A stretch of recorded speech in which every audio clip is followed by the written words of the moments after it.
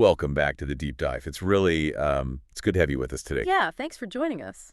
So today we are tackling well, it's a very specific kind of pain point, one that I think almost every real estate professional listening to this has probably felt at some point. Oh, absolutely. You know, you spend a small fortune building this gorgeous website. The design is sleek. You've got the high-res photos. The branding is just totally on point. Right. And then you launch it and you wait and nothing happens. Just crickets. The digital ghost town. It's honestly, it's the most common complaint in the industry. I mean, you have this beautiful storefront, but the doors are locked and the lights are completely off. Exactly. And usually the advice people get when they complain about this is just, create more content. Which is so vague. Right. It's fine, but it doesn't really tell you what to do. So today we're looking at something much more mechanical and, frankly, a lot more interesting. We are breaking down a guide by Valento. Yeah, from February 28th, 2026. Right.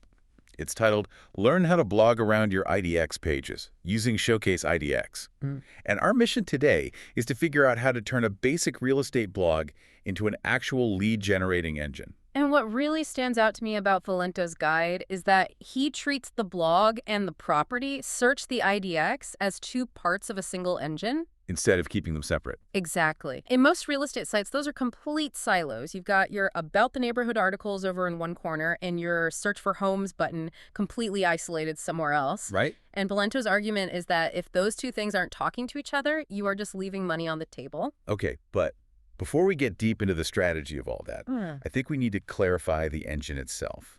Because we're talking about IDX, which stands for Internet Data Exchange. Yes. And I'll be honest, whenever I hear IDX, it just sounds like dense technical jargon.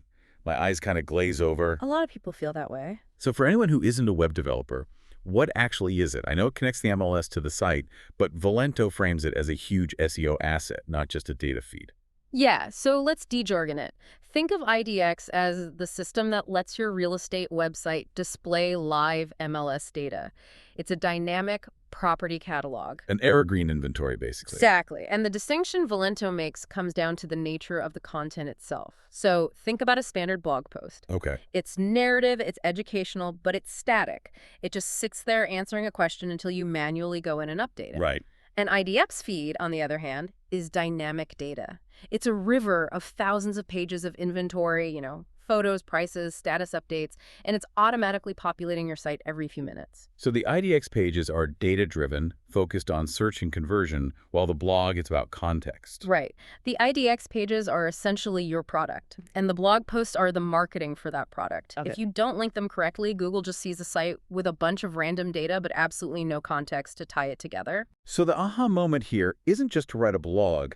It's the concept of blogging around the IDX pages. Yeah. You're creating this narrative wrapper for the hard data. That's the core of the whole strategy. You are building doorways. Because look, a user might not go to Google and search for 3-bed, 2-bath, 1, 2, and 3 Maple Street. Right, that's way too specific unless they already know the house. Exactly. But they very well might search for living in Naples Island or commute times from Long Beach. Oh, I see. So your blog captures that broad informational intent and then immediately hands them off to the IDX page that actually satisfies that intent with real inventory.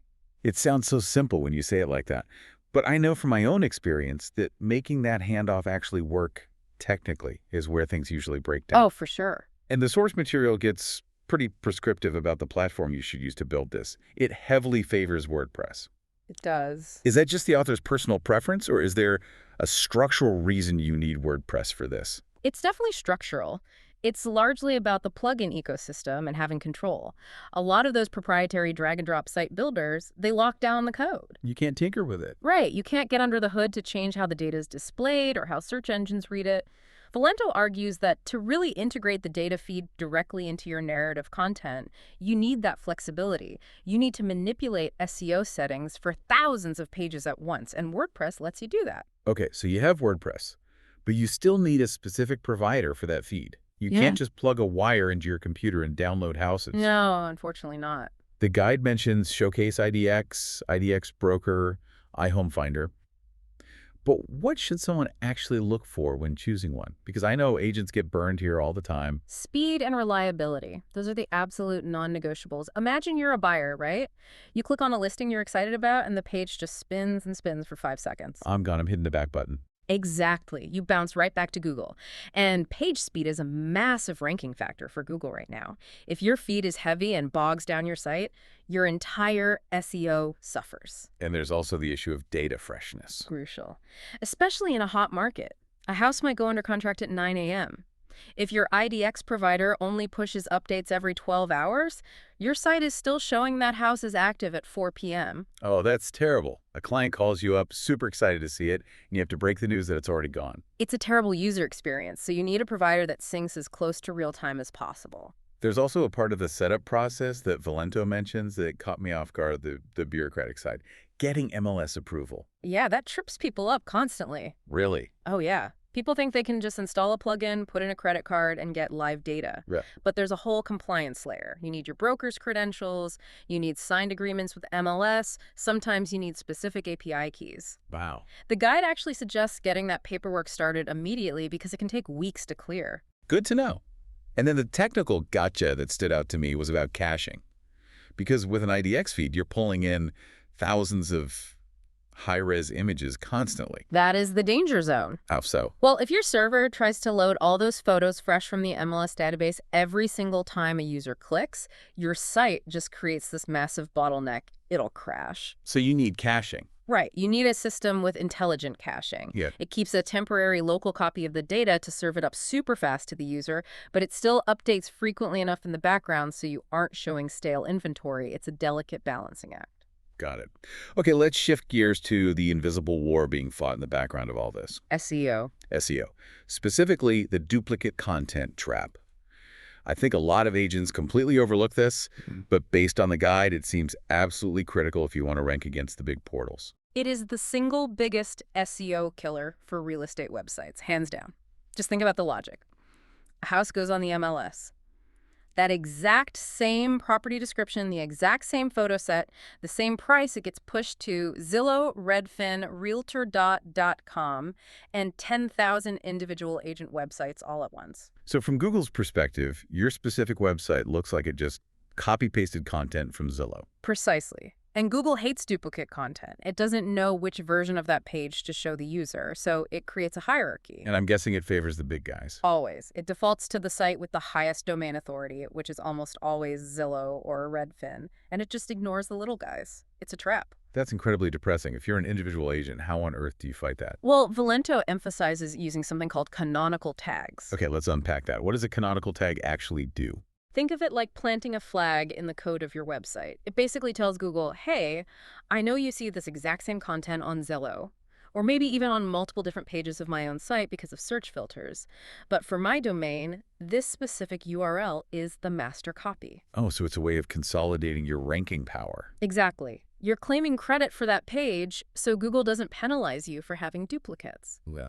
It's essential, especially because IDX providers often generate multiple URLs for the exact same property, depending on how a user filters their search. That makes a lot of sense. The guide also touches on crawlability, making sure you don't accidentally block the IDX pages with your robots.txt file or a noindex tag, because if Google can't even see the listings, they don't exist. Right. You have to let the search engines in. And to help them navigate once they're in, there's talk about XML sitemaps and schema markup. I feel like schema is one of those buzzwords you hear constantly in marketing meetings, but nobody actually knows what it means or implements it. It really is. But it is vital for getting those rich snippets you see in Google search results. Schema is essentially labeling your data in a language that search engines speak natively. Like a translation layer. Kind of. Instead of just displaying plain text on a page, you're tagging it in the background code. You're saying, this specific number is the price, this string of text is the physical address, this integer is the number of bedrooms. It's structured data. So when Google crawls the page, they don't just see a random paragraph. They see a neatly organized database entry. which allows them to display those really nice preview boxes right on the search results page. Right. You know, the ones showing the price, the star ratings, if it's active or pending. Yeah, those definitely catch my eye when I'm searching. And that increases your click-through rate significantly. The user sees exactly what they want before they even click the link. Okay, so let's say the engine is perfectly tuned. We have WordPress, we have a fast feed, we've got our canonical tags and schema all set up. Now comes the actual blogging around part. The content strategy. Right. Valento suggests the neighborhood guide approach. Now, pretty much every agent has a neighborhood guide on their site, living in downtown, moving to the suburbs, but they usually read like dry Wikipedia entries. How does he suggest doing it differently? You're totally right. Those guides are usually just generic fluff. The differentiator here is specificity and linkage. Don't just write, the schools are great. You need to pull the actual school ratings or mention specific specialized programs they offer. Real local knowledge. Exactly. Don't just say it's close to parks. Say it's a 0.4-mile walk to Riverside Park, which is a great off-leash dog run. The stuff an algorithm doesn't know. But the real tactical shift, the secret sauce of Valento's whole method, is embedding the IDX directly inside the guide. Walk us through what that workflow actually looks like for the reader. Okay, let's say you're writing your guide about Naples Island. You describe the canals, the famous Christmas boat parade, the whole lifestyle. Right in the middle of that narrative paragraph, you don't just put a hyperlink that says, click here to search for homes. Which is what everyone does. Right. Instead, you embed a pre-filtered IDX widget that visually displays 3-bedroom homes for sale in Naples Island right there inside the blog body. Oh, wow. So you aren't telling them to go do a search. You're bringing the search results to them while they're already engaged with the lifestyle content. It entirely removes the friction. You are capturing the user when their intent is at its absolute highest. They're reading about the neighborhood because they want to live there. Showing them the actual homes for sale right in that exact moment bridges the gap between their interest and taking action. That is brilliant. The guide also mentions a featured listing strategy, which I thought was interesting. But it seems tricky to me because listings expire. They do. If I spent hours writing a deep dive blog post about 123 Main Street and the house sells next week, don't I just have a dead page sitting on my site? That's a super common concern, but Valento offers a really smart workaround. First, regarding the content itself, when you write the featured post, don't just copy and paste the MLS description. Because it's usually just dry facts. Exactly. Granite counters, new carpet, 2-car garage, boring. Write a narrative instead. Tell a story about living there. Imagine having your morning coffee on this east-facing patio while watching the sunrise over the park. Context is king. Make them feel it. Yes, but to answer your question about the sold listing, Valento suggests using redirects or similar listings widgets to handle that. How did that work in practice? If you have a good IDX system, when that specific house goes off market, the page doesn't just hit a 404 error and disappear. You configure the widget to automatically swap out the sold house and display similar homes in this neighborhood or active homes in the same price range. Oh, so you recycle the traffic. Exactly. The SEO juice you built up for that blog post over months isn't wasted. And it creates what Valento calls a triangle of links. It's a triangle of links. What's that? The listing page links over to the neighborhood guide so people looking at the house can learn about the area. And the neighborhood guide links back to the listing. You're basically trapping the user in this web of helpfulness on your site. I love that. A web of helpfulness. I want to quickly touch on something the guide mentioned about page titles. The 60-character rule. Yeah, that's crucial. It sounds very strict, almost stifling for a creative writing process. It's a constraint imposed by Google, unfortunately. If your page title is longer than about 60 characters, Google just cuts it off in the search results and adds those 3 little dots. Valento suggests using a very strict formula to maximize your impact before you get cut off. Which is? Address plus city plus 1 key feature. Give me an example of that. So 123 Main Street, Long Beach, Ocean View, Craftsman. Short, punchy, gets right to the point. It's keyword rich. And notice what isn't in that title. The real estate agency's name, the agent's name. Right. Do not waste those precious 60 characters with your personal branding at the front of the title. The user does not care about your agency yet. They care about the house. You have extremely limited real estate in that search bar, so use it to sell the click. That makes total sense. Lead with the value to the consumer. Speaking of value, let's move to the final hurdle here. Conversion, we've got the traffic, the SEO is working, they're looking at the house on your site. How do we turn that pair of eyeballs into an actual lead? Right, that's the whole point. The guide talks about capturing the lead, and there's a fascinating tip in here about visual content, specifically file names for images. It is such low-hanging fruit, but almost everyone misses it. Most people just upload photos straight from their camera or the MLS. So the file name is something like img5504.jpg. Yeah, or just a string of random numbers. And Google has no idea what that is. To the algorithm, it's just noise. So you need to rename every image before uploading it. Yes. Rename it to something like 123 mains living room fireplace.jpg. You are explicitly describing the image to the Why algorithm. does that matter so much? Because it helps you rank in Google image search, which is actually a surprisingly high source of traffic for real estate. People love just looking at pictures of nice houses. If your image ranks, they click it and they end up on your blog. That is such a great tip. Now let's talk about the ask, the call to action. The guide weighs in heavily on the registration wall debate. And I know this is a massive hot topic in the industry. It's massive. Do you force people to sign up and give you their email just to see the photos? Or do you let them browse for free? What's the verdict? Valento strongly advises against the hard registration wall. Really? Yeah, it completely breaks trust. It creates immediate friction for the user. Think about it. If I click a link to see a house and I'm instantly slapped with a pop-up demanding my phone number, I'm just closing the tab. It's way too aggressive. That's like proposing on the first date. That is a perfect way to put it. You haven't earned the right to ask for their personal data yet. You haven't provided any value. So what's the alternative if you still need to capture leads? He suggests the soft nudge.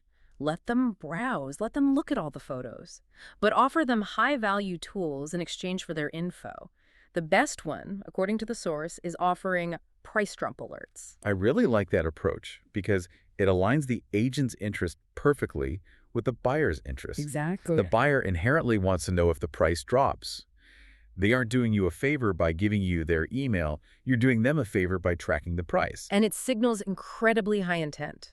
If someone wants a price alert on a specific property, that is a hot lead worth chasing. Valento also suggests embedding interactive maps and mortgage calculators directly on the page. Tools to keep them engaged. Right. It keeps the user on your page longer. And the longer they stay, the better your dwell time metrics look to Google, which boosts your SEO even more. It's a virtuous cycle. But you have to track all of this, right? We really can't talk about a marketing strategy without talking about measurement. Absolutely. The guide briefly mentions using UTM tags. For anyone listening who doesn't live in marketing dashboards all day, can you explain what that does? Sure. A UTM tag is just a tiny little snippet of text you add to the very end of a URL. It doesn't change where the link goes, but it labels the traffic for your analytics. Okay. So instead of opening Google Analytics and just seeing a big lump of direct traffic, you see traffic from Naples Island Neighborhood Guide or traffic from weekly newsletter. Oh, so it explicitly tells you which specific pieces of content are actually driving the leads? Yes, it stops you from wasting time writing blog posts that nobody reads. Or worse, writing posts that get a ton of traffic but zero actual leads. If your data shows that your best local coffee shop's post gets 500 clicks but no inquiries, but your school district guide gets 50 clicks and 5 solid inquiries, you instantly know where to focus your energy. That is incredibly valuable. It completely takes the guesswork out of content creation. Stop writing what you assume people want, and you start writing what the data proves they want. And that connects right back to the core mission of this whole strategy. Your blog captures the intent, the question the user is asking. And your IDX page provides the solution, the actual house that answers their need. As we wrap up this deep dive, I want to zoom out just a bit. Because we live in a world completely dominated by the giant portals. Zillow, Redfin, Realtor.com. Yeah, heavyweights. They have infinite budgets. They have massive teams of software engineers. They have effectively won the broad search game. They definitely have. You are never going to outdate a Zillow. They will always have more traffic and a faster app. So given all that, is this strategy, this hyper-local blogging around the IDX, is this really the only defense an individual agent has left to compete? I really think it is. And honestly, it's a very strong defense because Zillow has the data, but the local agent has the wisdom. I like that distinction. Zillow knows the square footage. They know the tax history. But Zillow doesn't know that the street outside that house gets incredibly noisy at 3 p.m. when the local high school lets out. Zillow doesn't know that the HOA board in that specific condo building is notoriously difficult to work with. That's the gap in the market. That is exactly the gap. If you can use your blog to contextualize the local data in a way that an algorithm simply can't, you win. You aren't competing with Zillow on sheer volume. You are competing on nuance and actual local expertise. Contextualize the data. I think that is the perfect summary of Valento's whole approach. It's not just about having the listing data on your site. It's about telling the story of that listing and the life that comes with it. Ideally, yes. It turns a cold database into an actual living resource for the buyer. Well, that is a fantastic place to leave it today. A huge thank you to everyone joining us for this deep dive into real estate blogging and IDX strategy. We really hope you walk away with some actionable ideas to wake up your own websites. It was a pleasure digging into this. Thanks for listening, and we will catch you on the next deep dive.